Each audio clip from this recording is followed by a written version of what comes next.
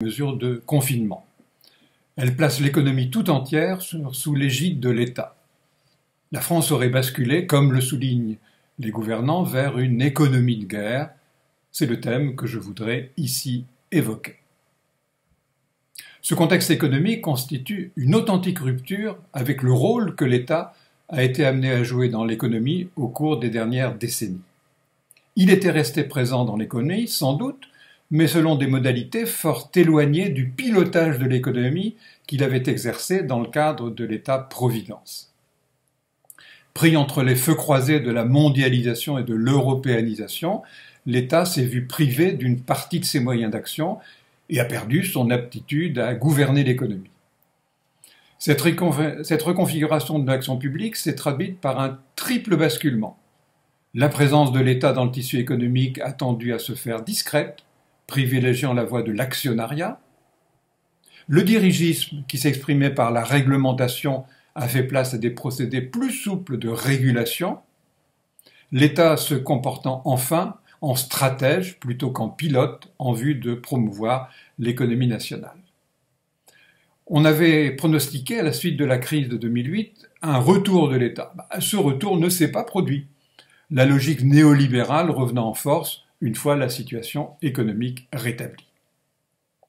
La figure d'un État néolibéral, jouant pleinement le jeu de l'économie de marché, qui s'est ainsi imposé et qui paraissait être appelé en France comme dans les autres pays occidentaux à devenir la règle, a été bouleversée par la crise du Covid-19. Si elle se présente, comme celle de 2008, comme un sous-produit de la mondialisation, génératrice cette fois de la diffusion d'un risque sanitaire, la crise de 2020 a un rôle de pilotage de la machine économique dans le cadre de ce qu'il est convenu d'appeler une économie de guerre. Toute la question est de savoir s'il s'agira d'une simple parenthèse appelée à être rapidement refermée ou d'une redéfinition durable du rôle imparti à l'État dans l'économie.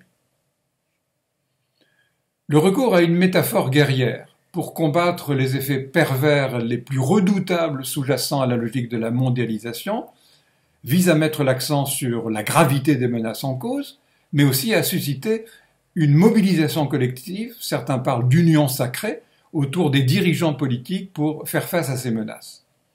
Précisons qu'il s'agit d'une simple métaphore, dans la mesure où l'on est loin du concept traditionnel de guerre, ce concept supposant l'existence d'un conflit armé entre belligérants clairement identifiables, ce qui n'est évidemment pas le cas ici. Le thème de la guerre contre le terrorisme, qui a été lancé aux États-Unis après les attentats du 11 septembre 2001, puis en France après ceux du 13 novembre 2015, avait déjà illustré la dérive de ce vocable de guerre.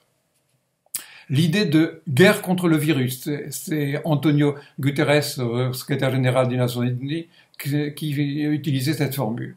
L'idée de guerre contre le virus relève de la même logique. Le 16 mars, le président de la République martelait ainsi l'idée que le pays était en guerre.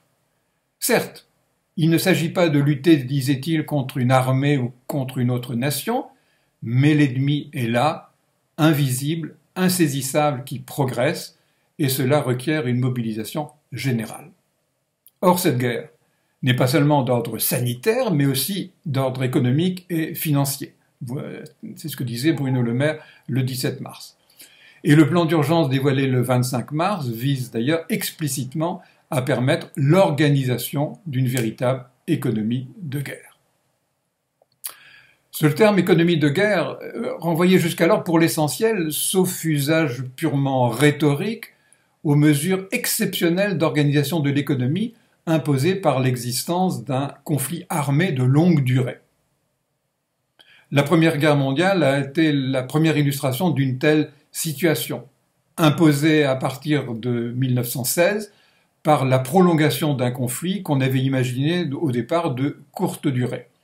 Conflit affectant toutes les sphères de la vie sociale et notamment l'économie.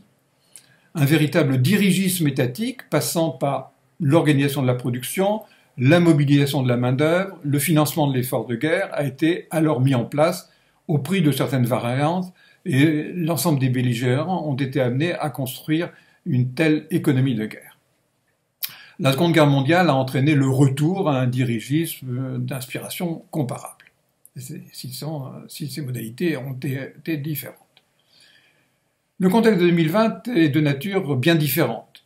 Cependant, la brutalité d'un choc entraînant par les mesures de confinement imposées par la lutte contre le virus l'arrêt d'une grande partie des activités économiques et la crainte surtout d'un effondrement durable ont impliqué le recours à un interventionnisme étatique évoquant dans une large mesure celui qui avait prévalu au cours des deux guerres mondiales. L'usage du vocable économie de guerre permet d'asseoir la légitimité de mesures aux antipodes de la logique néolibérale qui avait jusqu'alors prévalu. Ce sera mon second point. Dès le 12 mars, le président de la République indiquait, je cite, « L'épreuve que nous traversons exige une mobilisation générale sur le plan économique. Tout sera mis en œuvre pour protéger nos salariés et pour protéger nos entreprises, quoi qu'il en coûte. » Dans un premier temps, des mesures de police, je pense aux arrêtés des 14, 15 et 16 mars, mesures de police prises sur la base du Code de la santé publique, vont dresser la liste des catégories d'établissements en principe fermés au public et des activités, au contraire, autorisées. Puis un dispositif d'ensemble a été adopté, organisant le fonctionnement de l'économie sur la base de la loi du 23 mars 2020, loi autorisant le gouvernement à légiférer par voie d'ordonnance pour faire face aux conséquences économiques, financières et sociales de la propagation de l'épidémie, ainsi qu'aux conséquences des mesures de confinement. Des trains successives ordonnances, 25 dès le 25 mars, 5 le 1er avril, sont venus préciser en détail le dispositif. Le souci d'assurer le maintien du tissu économique en évitant des faillites en chaîne et le risque du même coup de chômage de masse.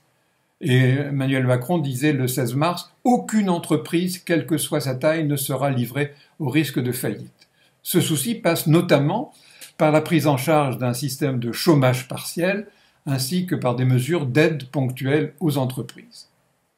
Parallèlement, un fonds de solidarité, 1 milliard d'euros, dont 250 millions en provenance des régions, destiné aux plus petites de ces entreprises, est mis en place.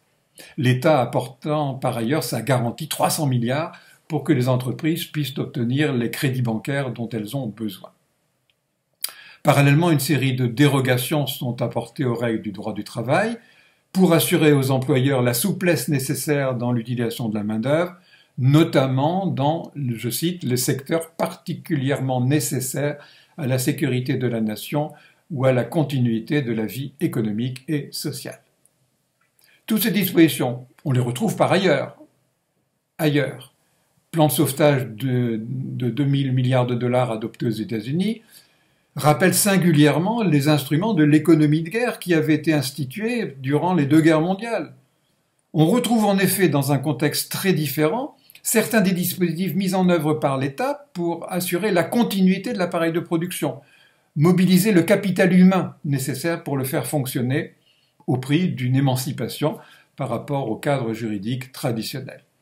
La logique du marché fait place au dirigisme étatique. Reste à prendre la mesure de la portée de ces innovations, ce sera mon troisième et dernier point. L'histoire a montré qu'il était difficile de sortir d'une économie de guerre, surtout si celle-ci s'installe dans la durée. Le démantèlement des dispositifs mis en place, le retour au jeu normal des mécanismes économiques demandent du temps. Une période de transition, plus ou moins longue, s'avère indispensable. Plus généralement, la position centrale occupée par l'État pendant ces périodes troublées laisse des traces durables. Les instruments qui ont été forgés tendent à perdurer. La Première et plus encore la Seconde Guerre mondiale ont ainsi contribué à promouvoir une conception nouvelle du rôle imparti à l'État dans la vie économique. La sortie de l'économie de guerre actuelle ne saurait donc être que progressive comme celle du confinement. Édouard Philippe l'a rappelé le 1er avril. La fin de la crise sanitaire ne signifie en effet nullement la fin de la crise économique. La remise en marche des rouages économiques se fera au prix de longs efforts et au risque d'ailleurs d'une longue dépression consécutive à l'effondrement concomitant de l'offre et de la demande. À plus long terme, il s'agit de savoir si la résorption de la crise entraînera la réactivation de la vision néolibérale qui avait prévalu avant la pandémie. Cette question déborde bien évidemment le cadre national. C'est toute l'économie mondiale qui sera à rebâtir, aboutissant à de nouveaux équilibres. Dans tous les cas, la fin du mythe de la mondialisation heureuse, mythe que la crise de 2008 avait déjà fortement ébranlé. Cette fin conduira sans doute à redonner toute son importance à la régulation étatique. Concernant la France, le président de la République a d'ores et déjà annoncé son intention de, je le cite, tirer les leçons du moment que nous traversons, interroger le modèle de développement dans lequel s'est engagé notre monde depuis des décennies et qui dévoile ses failles. Discours du 12 mars. Le jour d'après, quand nous aurons gagné, ne sera pas un retour au jour d'avant et il faudra tirer toutes les conséquences de la catastrophe sanitaire qui a eu lieu, c'est ce qu'il disait le 16 mars. Le souci exprimé de rebâtir notre souveraineté nationale et européenne, c'est ce souci qu'il formulait le 31 mars, ne concerne pas seulement les équipements sanitaires qui en auraient bien besoin, mais annonce une stratégie plus globale de reconquête industrielle impliquant le retour à un certain protectionnisme et misant sur l'intervention étatique. Reste à savoir si cette ambition conduira à la redéfinition en profondeur du rôle de l'État dans l'économie ou ne modifiera qu'à la marge le modèle économique précédent, modèle réactivé par le retour à la prospérité. Il est évidemment prématuré de répondre à cette question actuellement. Merci.